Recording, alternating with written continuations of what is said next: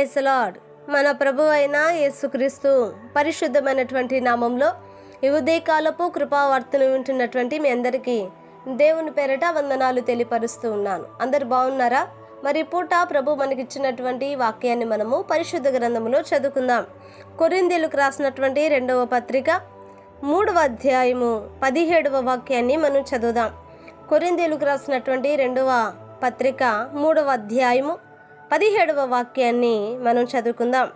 ప్రభువే ఆత్మ, ప్రభు యొక్క ఆత్మ ఎక్కడ ఉండునో అక్కడ స్వాతంత్రమును ఉండును. హల్లెలూయా. దేవుని బిడ్డలారా, గమనించండి. ఇక్కడ రాయబడినటువంటి యొక్క వాక్యాన్ని మనం గమనించినప్పుడు ప్రభు యొక్క ఆత్మ ఎక్కడైతే ఉంటుందో అక్కడ స్వాతంత్రం ఉంటుందంట. నిజమేనా దేవుని బిడ్డలారా? ఈ రోజున మన దేశానికి మరి స్వాతంత్రం వచ్చినటువంటి దినము 1947వ సంవత్సరమున మరి ఈ భారతదేశమును మరి పరిపాలించినటువంటి మరి బ్రిటిష్ వారి చేతిలో నుండి దేవుడు మన దేశాన్ని మనకిచ్చినటువంటి దినము. దేవుని బిడ్డలారా, మరి ఈ రోజున ఆలోచన చేయండి. మరి దేశానికైతే స్వాతంత్రం వచ్చింది, కానీ మనుషులకైతే ఇంకా స్వాతంత్రము రాలేదండి. మనుషులకు ఇంకా స్వాతంత్రం రాలేదు. ఆలోచన చేయండి. ఎక్కడ చూసినా పాపము, ఎక్కడ చూసినా కానీ భయంకరమైనటువంటి పరిస్థితులు మనము చూస్తూనే ఉన్నాం. ఆలోచన చేయండి నా దేవుని బిడ్డలారా. మరి ఈ మధ్యకాలంలో మనము చూస్తున్నట్లయితే మరి ఎంతమంది ఆడపిల్లలను అరాచకంగా ప్రవర్తించి మరి వారిని చంపటము కానీ వారిని చిత్రవధ చేసి వారికి నరకాన్ని చూపించినటువంటి వారు ఎంతోమంది ఉంటున్నారు. అంటే నిజమైన స్వాతంత్రం ఎక్కడిది? ఆలోచన చేయండి.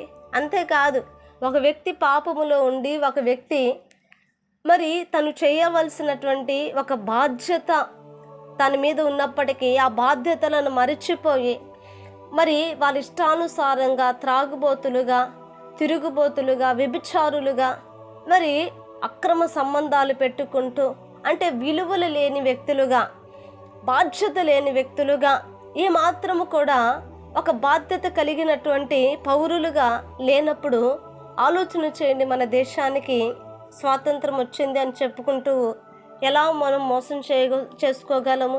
కనుక ఈ రోజున ఈ యొక్క వాక్యం ద్వారా ఇప్పుడు పాడైపోయినటువంటి ఈ దేశాన్ని మరలా బాగు చేయబడాలి. పాడైపోయినటువంటి బ్రతుకులు మరలా బాగు చేయబడాలి. పాడైపోయినటువంటి వారి యొక్క జీవితాలను దేవుడు బాగు చేయాలి అని అంటే వాక్యం ఏమంటుందో తెలుసా అండి?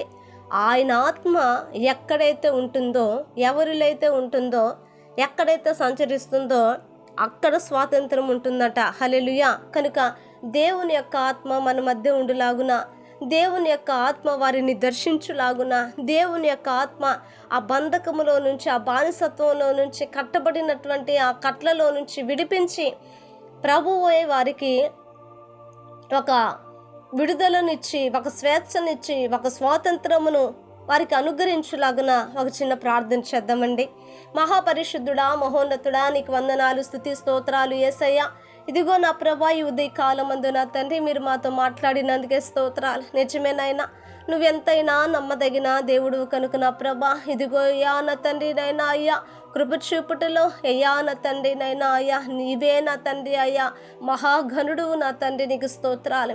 ఏ స్వాతంత్ర దినమందు నా ప్రభ ప్రార్థిస్తున్నా పాపములో ఉన్నవారికి, హప్పులలో ఉన్నవారికి నైనా ఇదిగో నా తండ్రి బానిసలుగా ఉంటున్నటువంటి ప్రతి వారికి ఒక విడుదల దయచేయండి ప్రభా. వాళ్ళని విడిపించండి నాయన, నీకు స్తోత్రాలు. ఆ కాడి క్రింద నుంచి నాయన మీరు విడిపించమని ప్రార్థిస్తున్నానయ్యా. ఈ వాక్యం వింటున్న ప్రతి వారిని ఆశీర్వదించి దీవించి ప్రభా మీరు కృపనిచ్చి క్షేమమునిచ్చి నడిపించమని యేసు నామమున అడిగి వేడుకుంటున్నాము తండ్రి, ఆమేన్. Praise the lord. దేవుని కృప మీకు తోడై ఉండును కాక.